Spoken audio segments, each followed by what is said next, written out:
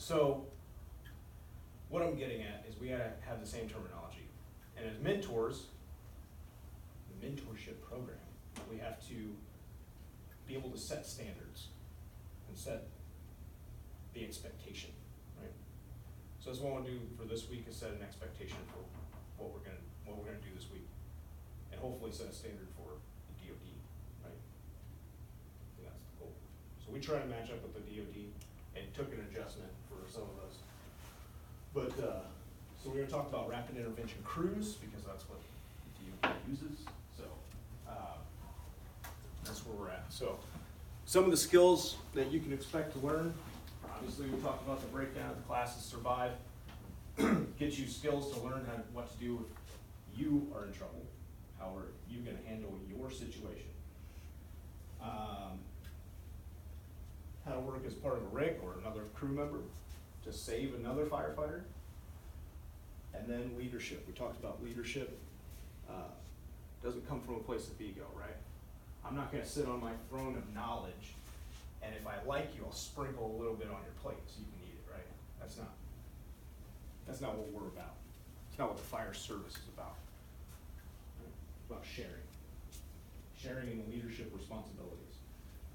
So airman, you're a leader. What's leadership? Influence, right? Manipulation. You gotta manipulate people as a leader, right? You're making them think the way you want them to think. That's manipulation, right? It has a bad connotation, but basically manipulation. It's influence. You have influence even as an airman in the world around you. Maybe that's just setting the example. Maybe that's just coming in, checking out your pack every day. Hey, what are you doing? Checking out my pack. We checked out yesterday. It's fine. No, oh, I'm gonna check out my pack. That's leadership, right?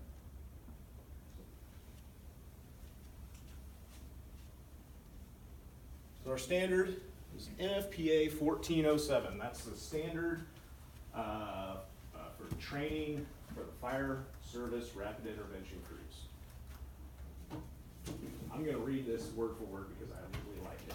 I like words. The purpose of this standard is to specify a training program that is designed to create a highly disciplined operational capability to rescue firefighters who become lost, injured, trapped, incapacitated, or disoriented at an emergency scene or in the course of a training operation. Where do I want to underline a discipline? Highly disciplined, right out of the NFPA, right? God, that's good. I wish more NFPAs and regulations were written like that. Right? Highly disciplined. It's not just your duty because it's on a badge or because it's on a sticker or a t-shirt. It's our duty because it's our standard, right? Good shit. So we're going to talk about some statistics here. Okay, so who's calling Maydays? There was a research done, I can't think of the chief's name now, but research done about 1,000 Mayday incidents across the country, and some statistics about what happened, right? More specifically, who was calling the Maydays. So 54% of them were from first due companies. Why would that be? Because they want to get in right away before thinking completely Because about what's going on. they don't have the full picture, right? Because RIT hasn't been established. You say limited resources. Limited resources, maybe you're the first cut, maybe everybody else is delayed. What are you gonna do, not go in? I mean, They're in the structure the longest, too. they're in the structure the longest, they're the deepest, Yeah. right? So. Second due, 24%, that's a pretty big drop off, right? 54 to 24.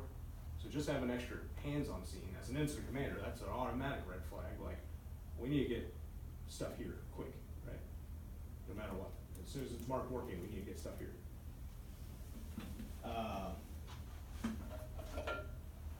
Three most common reasons. Number one was getting lost or disoriented. Man, one of the best training evolutions I ever did was in a small 40 by 10 trailer. And I got so turned around in this thing. I was like, I don't remember, it was a number of years ago, but I got so turned around in this thing. And I remember, like, from the outside, I'm like, this is a small building, how am I stuck in here, like, right? So it could happen in a warehouse, it could happen in the smallest of buildings, right? And it happens more often than not.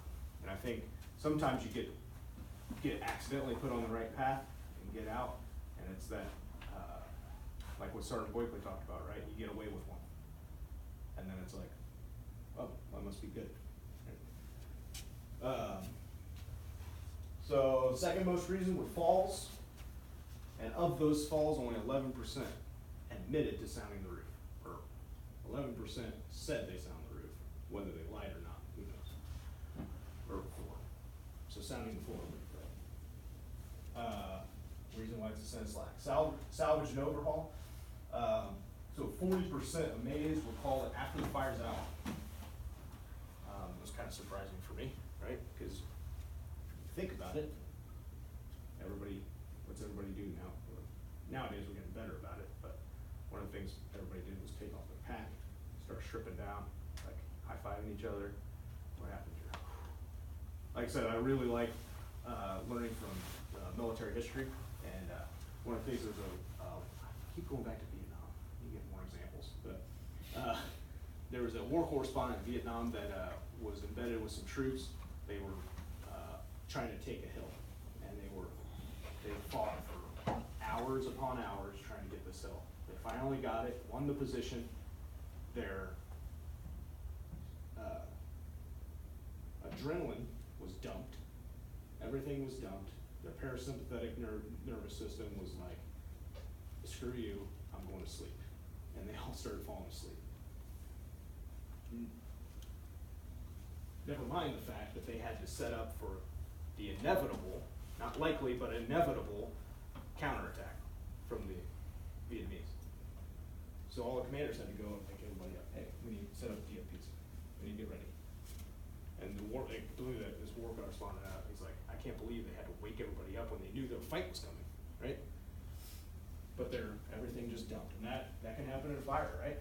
You get done with the fire, you just get dumped and you're like, all right, fight's over, cool.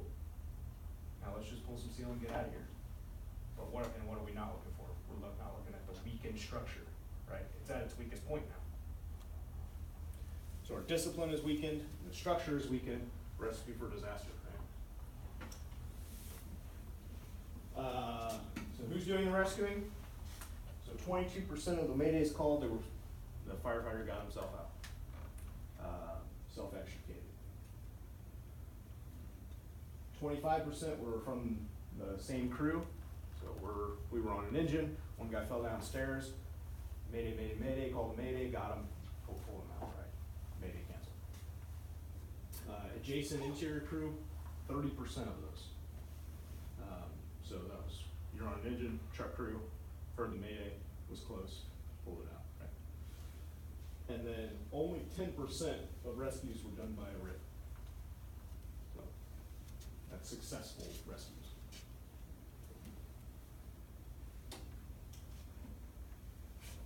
So we're going to talk about survival. First and foremost, prevent the rig. I never set out to be a rig guy. Some guys are really passionate about it. I don't know, like my thought process has always been, if you just go put the fire out and you get good at that part of it, you don't have to bail out of the window because the conditions are good, right? I'm a big proponent of that. So prevention is key, right? Let's get good at that stuff first, so that hopefully we're never in a situation where it even comes to that. How can we do that? We can do it by having a positive attitude. When we talk about being physically fit, right? All important things. Being good at our jobs. Being shaved and tucked in shirts and polished boots is good. But can't confuse that with professionalism. Right? It's being good at our jobs. And that comes from, I'm pretty sure the choir, you guys are here. But you guys are come here to train. And then training with our PPE tools, staying up to date on building construction, things like that. That's how we can prevent the risk, right? So this is straight out of the NFPA. This is a hot mess, the way it's written. So, when do we wanna call a mayday? So all these meet the criteria for an automatic mayday call, right? So we'll go through each one of these. You already see a common occurrence, right? 30 seconds here, 30 seconds there, right? Are you gonna really count how long a time distortion, right? That's the thing that happens when you're stressed, you're conditioned black, you lose sense of time. What's 30 seconds? Am I 30 seconds in? How much air did I go through, right? I mean, so who knows? The key is, if you're not close to an exit, call a mayday. You can always be canceled. But first is, if you're entangled, pinned, stuck, right? You start moving, you get stuck, call a mayday. Obviously, if there's a collapse, you fall through something, automatic mayday. You have imminent flashover. If there's imminent flashover, what do we need to do first before we call a mayday? You see conditions starting to get to that. Flow water. If you're on a hand line, flow water. No fireman should ever die with a nozzle in their hand. Just open the line. Just open the line, make conditions better. And keep it on, right? What if you don't have a hose line? Shut the door. Isolate yourself, right? Isolate yourself from the fire room, from the fire conditions as best you can, and call a mayday, right? You have zero visibility, no contact with the hose line. Why is that important? Because hose line can get us out, or get us to the nozzle, whichever we think is closest. And you don't know the direction to the exit, so you get lost or disoriented, right? Your primary exit is blocked by fire or collapse and unable to locate a secondary exit within 30 seconds. Or you can count. Just if you get blocked, call mayday. So we're gonna talk about low air alarm activation. How many people have been working and your low air alarm goes off? And did you call a mayday? No, that's not practical, right? For the purposes of this class, I can tell you, you will not be in a situation this week where you're gonna hit low air alarm and be within 30 seconds of an exit, fourth and uncle. So, if we hit low air alarm, we're not within 30 seconds of an exit, what do we need to do? Call a mayday. So, your low air alarm goes off, call a mayday. Okay, for the purpose of this class. Then what happens when you run out of air? You call mayday. I'll get another mayday. No. Because if you call another mayday, now the incident commander is sitting outside listening to the radio, he thinks he has 2 maydays now, right? So you just gotta update command, be in constant communication with them on the radio, right? Hey, I'm out of air, I need to filter breathe or whatever. Or hang out of a window, whatever.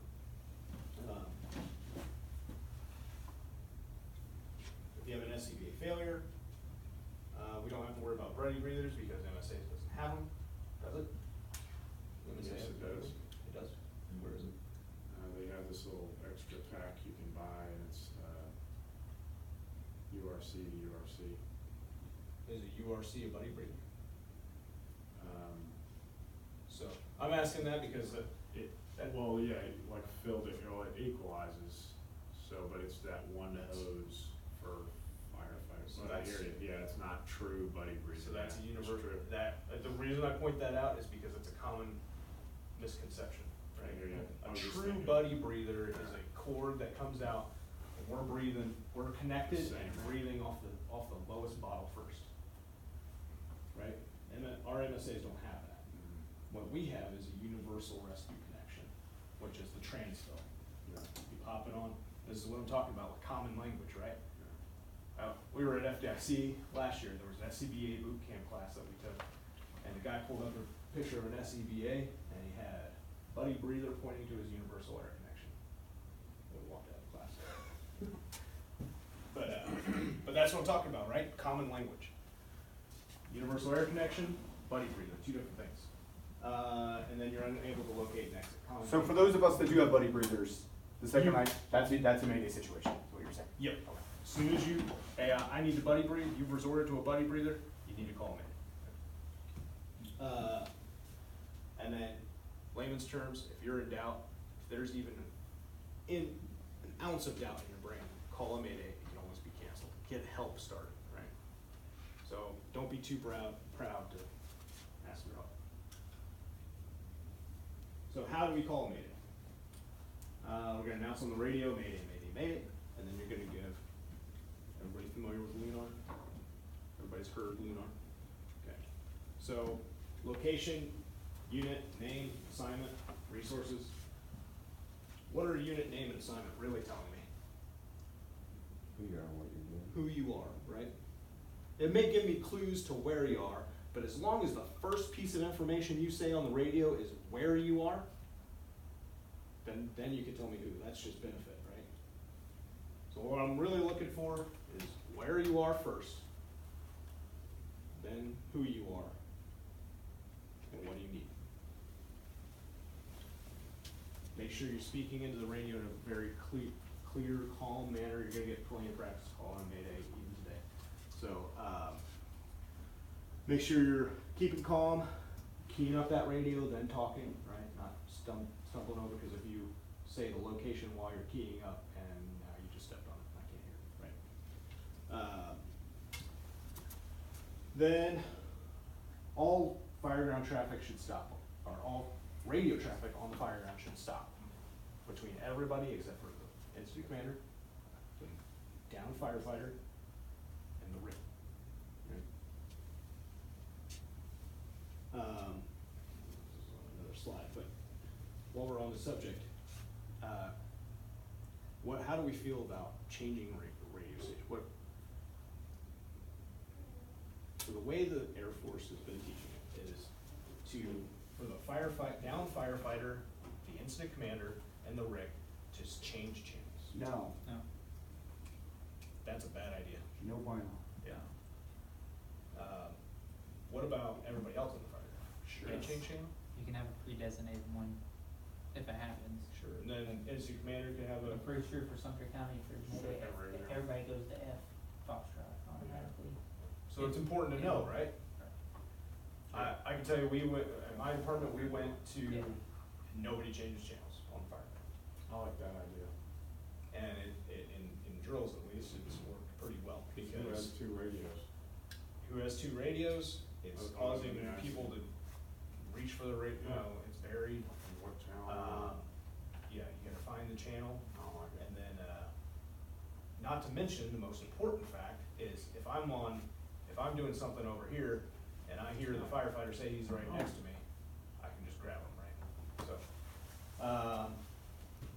So yeah. Then What's the Air Force saying? so in the, anybody take the RIC, the Yeah, we just did it as a the department. CBT? Yeah. Yeah. So in the CBT, they were teaching for the down firefighter, the RIC, and the and the down firefighter and the incident commander to switch channels. So, but I disagree with that. So we're gonna communicate after all this is done. This is not in Lunar, right? In our acronym. But we need to tell incident commander what we're doing. Are we sheltering in place, or are we self-extricating? Right? And we can go over that stuff. So after we've called the Mayday, this is what we're expecting for you to activate your pass manually. Right? The manual, big red button to set it off. While we're talking about radios, what about that little orange button? What does that do? Emergency radio ID to dispatch. It does what? Send your radio ID to dispatch. It's an emergency. Does it open your mic Yeah. for everyone? It doesn't. Because they could be programmed differently, so it's important to know your radio and what that orange button Ours does. just sends a tag to. Some of them open the mic. So the idea behind the emergency button wasn't for down firefighters. It was for cops and people that could be EMTs, things like that could walk into a medical run and, yeah, we're here for a sick person, fire department, and somebody pulls a gun on you. And now you can hit that emergency button, it'll key up the mic and say somebody's in distress without anybody knowing, right? That was kind of the idea behind it. We started using it as we're having an emergency in a fire ground, like let's hit it, But that's gonna key up the mic, and if that keys up the mic, nobody's gonna be able to talk to you, right? They're just gonna be able to hear you, which may be important, but you know, you see what's getting at, so. If you did do that, you just hit again to turn the mic back off, or does it? It can't be reset unless without turning the radio all the way off, Oh, and turning it on. And it depends on the radio, it could be set up differently. okay. So make yourself visible, you can do that with lights, you know, make yourself visible in a window, doing a window hang, which we practiced this week. Make noise, bang a tool, pass device, how can we make the pass device louder? Where's the sound coming from on a MSA firewall? Is it here? That's where the sensor is to turn it on, It's right? on your back, in the back. It's right here, Back, right? it's on there. That's why when it starts going into full alarm and we can't hear it, you know, it doesn't trigger us to reset our pass because it sounds far away. Where it's like, hey, shut your pass off, you know? So, what I'm saying is you need to lay prone, as low to the ground as possible, that way it amplifies the sound. Right? And then make a plan, you're gonna self-extricate or shelter in place. So, our plan is to self-extricate. We're gonna, if we're on crew, we're gonna stay together. Look for how many people carry helmet lights or lights on their chest, right? So what's the problem with that? I'm not be able to tell if it's from your You- light or if it's from outside. Well, I'm thinking if there's even like a light haze, even a light cold smoke haze, right? You turn that light on, that helmet light on, what's it do to the smoke in front of you? It just whites it out, right? And there's been plenty of times when I played around with it, like if you just on a light haze, turn your light on, it's white right here. You turn it off and then through the smoke, you can kind of see a little bit of light coming through a window or something like that, right? So that light could actually be a hindrance more than it can help you in a lot of situations. So you walk into a room, it's a great search tool, you pop into a room real quick, there's no smoke. Hey, I just searched that room, right? Maybe. Depending on conditions. Maybe we have to make an exit, breach through a wall. Anybody practice breaching through a wall? You will this week. Find a hose line, which way leads us out? Bump, pump. Smooth bump up to the pump, right? Cool. So we can't get out, we need a shelter in place. We need to retreat to an area safe. We talked about isolating ourselves from the fire room. We want to do that before we call a mayday, right? Because it doesn't really do any good to call a mayday if we're burning up. You breach a wall into the next room, the adjacent room, an interior wall. Just closing a simple door, right? I mean, there's a big push right now for kids to sleep with their doors closed. Make sure you communicate your location. So, what hand search, what type of search you started on, right? Because when you're lost and disoriented, that's not now the time to start a right or left hand search, right? Anybody get that wrong on the test? What type of flooring are you on? Are you carpet, tile? If you're on tile, you're probably not in the living room, right? Probably in the kitchen or whatever. Things like that. Like we said, assume the horizontal protection or position, it's gonna amplify your pass and keep you safe from heat. So let's talk about rescue. Anybody know what that is? Respiratory protection. Respiratory protection. Yeah, respiratory for OSHA standard 134. About fire ground operations. No, maybe part of it. There's a fancy little saying about it. 2 in, 2 out. This is where 2 in, 2 out comes from. What does 2 in, 2 out mean? You go in with two, come out with the same number. What's that? You go in with two and then you come out with the same number. No. No. Okay. That's one interpretation of it. Ish. This is why we talk about it, Ish. right? Because 2 in, 2 out is the lexicon of our culture. And if 2/3 of the people don't understand what it means, it's wrong, right? 2 in, 2 out. Any other guesses? If there's not an immediate rescue, for me to engage in fire attack, to go interior on a structure, I need 2 out while I have 2 people in fighting the fire. So you're going interior, you're on a hand line, right? You got you and your partner, the incident commander's on scene, and you got the pump operator. You got 4 people on scene, that's 2 in, 2 out, right? No? Because the pump operator's tied on Because the pump operator doesn't have his gear on. We Incident need two commander people doesn't have. ready We at need the door. people already going. So how many times have we gone into a structure without that? If that's what we decide that it. But that's the concept Yeah. of crew of 4. I think you gotta have 2 people outside for every 2 people inside. So if we have 15 people on scene, that means we need 30, at minimum, we need 30 people on scene, ready to go. No. Not including the incident commander and pump operator. That's why NFPA gives us a crew of 4. The Right. pump operator does count. Yes. They're supposed to be. So, Technically. There's supposed to be 2 Technically. here. so it was used to up staffing, so we can get 4, but that, has that happened? Yeah, Well, Our department it happened. Really? DOD. DOD it happened because we wanna be NFPA compliant and OSHA compliant. So what I'm getting at here is, the idea behind it, partly to up staffing, to make sure that firefighters never operate in an ideal HO1, right? And that 2 firefighters be outside the area to initiate a rescue of the interior team before other companies arrive. What does that mean? It's, that we don't even agree in this room, right? So, what I'm getting at is that any fire that grows beyond the incipient phase is when we should establish a rig. We have at least 2 guys on the rig. Right? Then we kind of meet that objective. That's how I interpret it anyway, right? Am I right?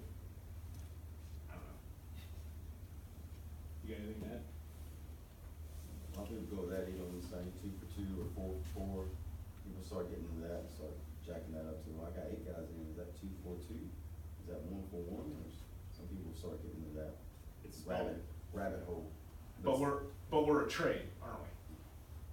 It's spelled right out in NFPA 1710, what NFPA says they want you to have inside and outside, it tells you exactly what they want.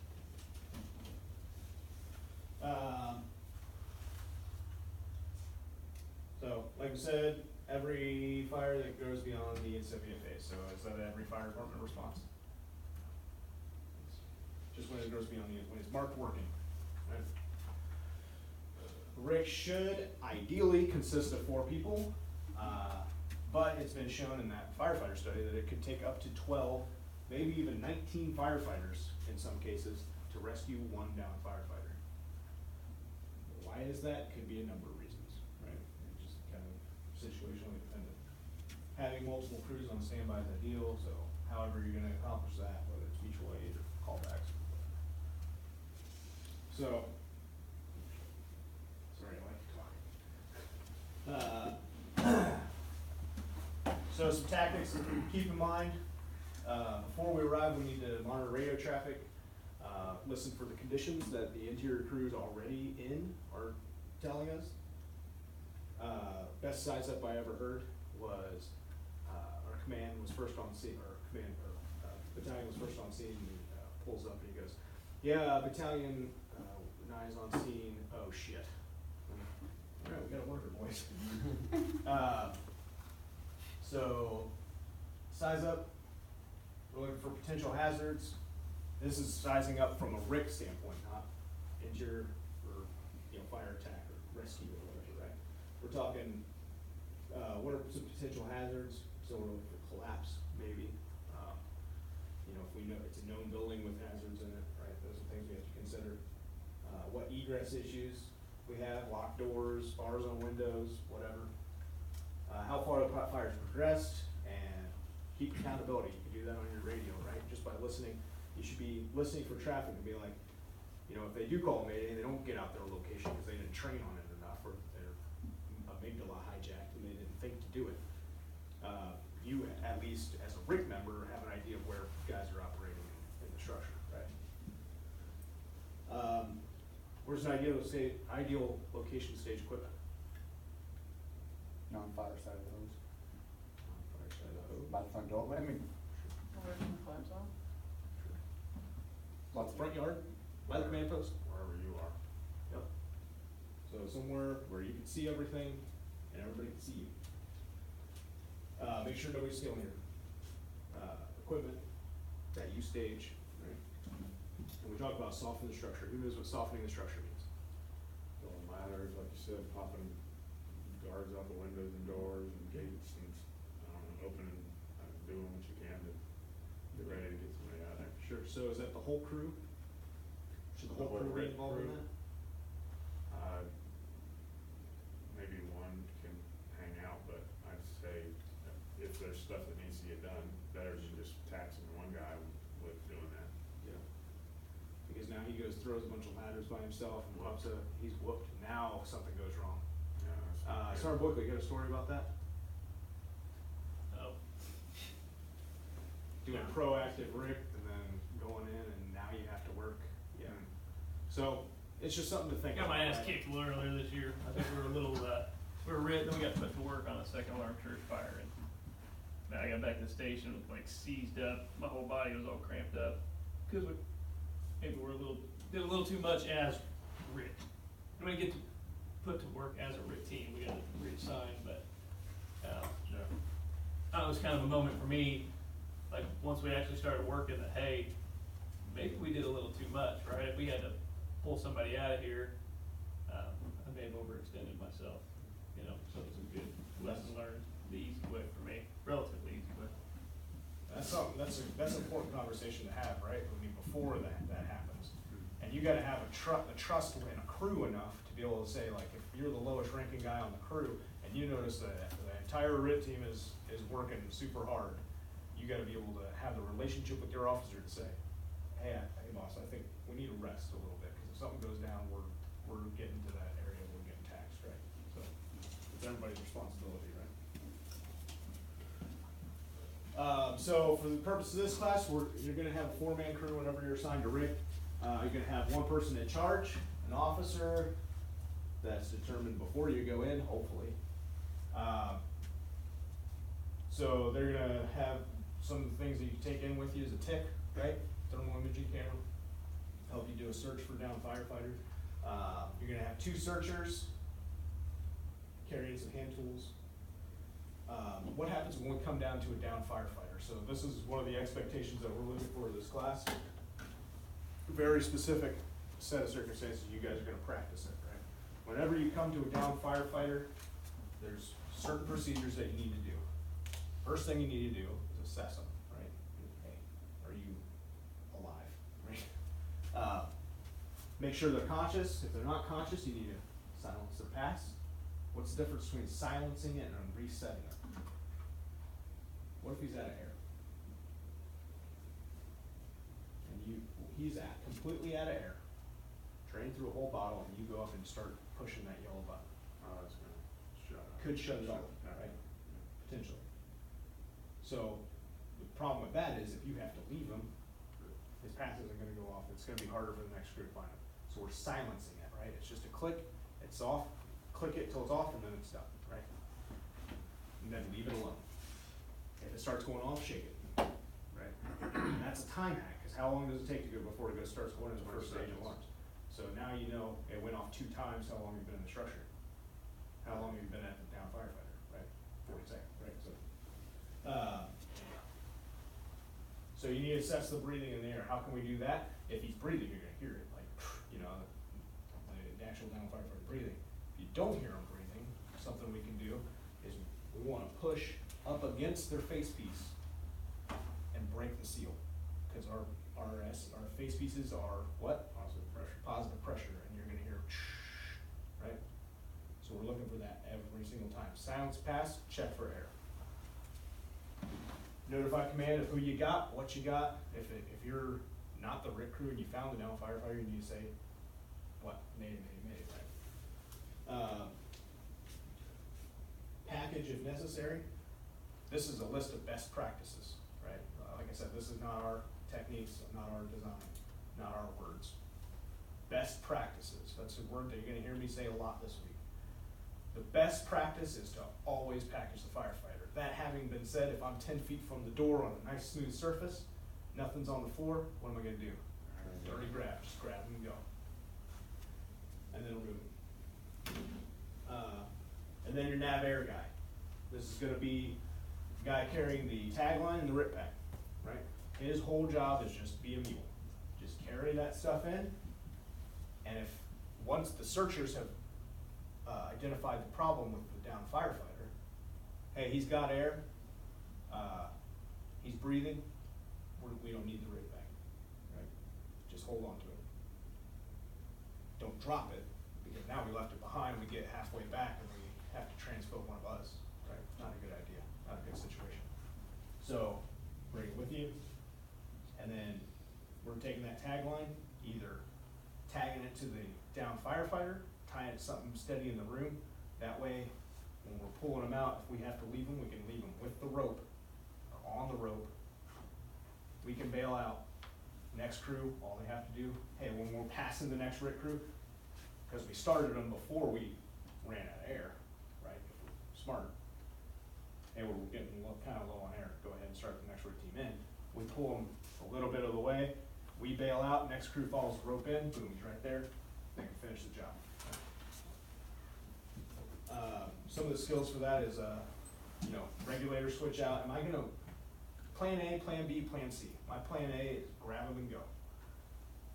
My plan B is to transfill, right? If he's out of air, my plan A is to transfill. That universal rescue connection that we talked about, air connection, right? Connect it, let it equalize. How long does that take? About a minute. About a minute, right? It's not instantaneous. So hook them up, package them. Now you can disconnect if you need to, then go, right? And then switching out the regulator. If the regulator's damaged or missing, is it easier to use his regulator and transfill, or switch out with the bottle on the pack? These are skills that we gotta practice, right?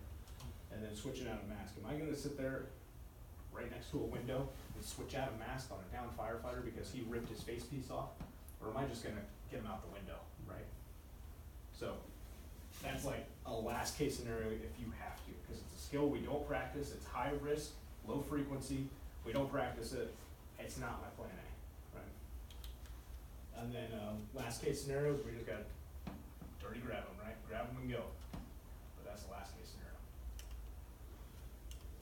Alright, so talk briefly about command and control. Sorry, I went long. So commanding a RIT incident. We got a few techs, whatever, officer. So this is something that maybe you don't have to think about in your career right now, but it's important as a down firefighter to know and as a rig, what the command is thinking, right?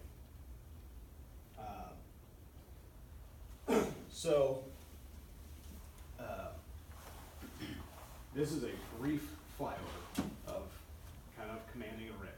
There are entire classes, we could do a 5-day class on commanding a RIT. So this is a brief flyover.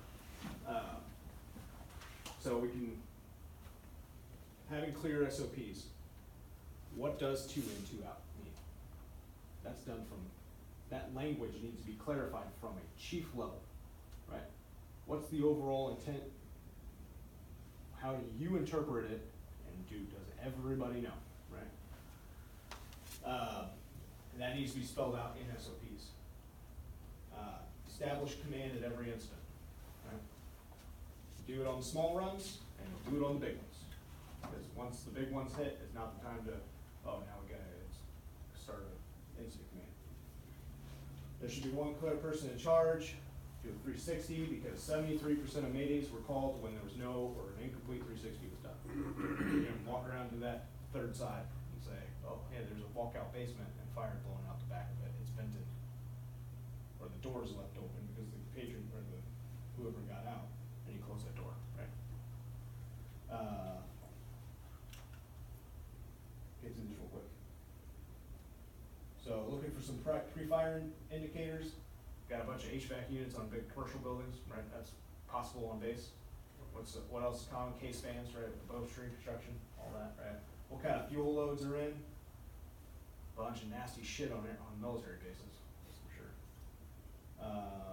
Difference between synthetic modern materials and natural wood fibers from legacy stuff.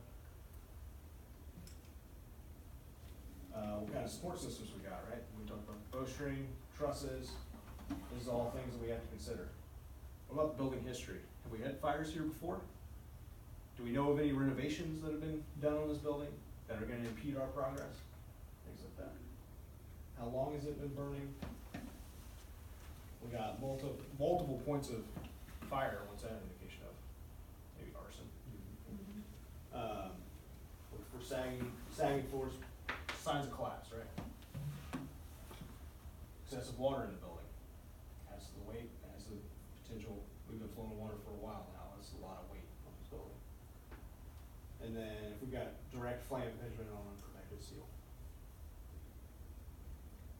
I don't really agree with this, overall number of fires are down, is that really true? Maybe in certain areas. But if you actually look at the statistics, the total number of firefighters or fires in the US is about the same as it always has been. It's a million deaths. 2,000 a year. About the same, right? So, the problem is they're more niche areas. So overall, it seems like we have less, right, in our experiences. I know definitely in my experience. So it just, those instincts aren't there, the Rolodex isn't there, right? What's the biggest unrealistic portion of, fire training? Propane. The building doesn't get involved. It doesn't become part of the problem. Right? In real life, we know it does. Also penciling. Penciling, what is penciling? Good question. You're shaking your head. Which is Aaron Field's lack of lingo or jargon. I like Yep, that. right. Yeah, pencil. We don't pencil shit, we erase it. That's Everybody know what we're talking about when we talk about pencil? With pencil and training. The tactic. Yeah. Why? Because we gotta reset the Yep. fire, right? We gotta reset the fire room. Don't put it out. Yeah, don't put it out. We gotta reset it. I had a young guy So- doing it. I had a young guy doing it. I said, what are you doing, man? It's in all the academies. Pencil. Afterwards, I said, why were you pencil? What's going on? He said, that's what we're taught. Yeah, you gotta pencil. Pencil. So if you're in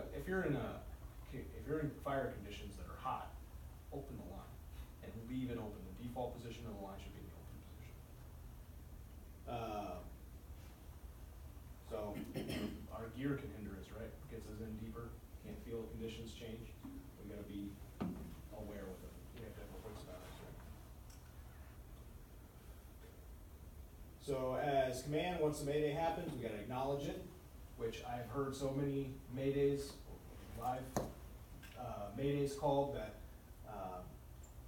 the incident commander never even acknowledges it.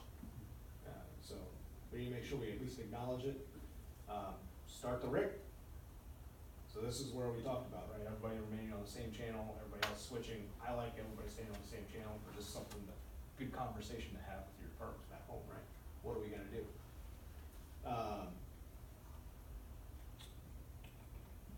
Initiate a park count, everybody know what a park count is? What is it? Personal accountability report, right? So if you go in with 3, you come out with 3, you have 100% park count. Just make sure we all know the same lingo. Then you activate RIC, get them started, and what are we gonna need? We're gonna need additional, we know it's gonna take at least 2, maybe 3 RIC teams just to get 1 firefighter out. So we need to assign more units to RIC now, right? Because our first RIC team is in there working. And then maybe we need extra command staff, right? So I'm a big fan of chiefs staying home, but maybe in this situation we need one. Want to limit freelancing? It would be tempting to go help your brother or sister, right? That's in a situation, but you got to keep the fight going. You can't just pull out. You can't just go defensive. You can't have everybody swarm to them because that's what everybody's going to want to do. And 2 factors working against them: air supply and how close they are to the flame range. So those are things to consider. These are where I got all the information. So if you get a chance, read those.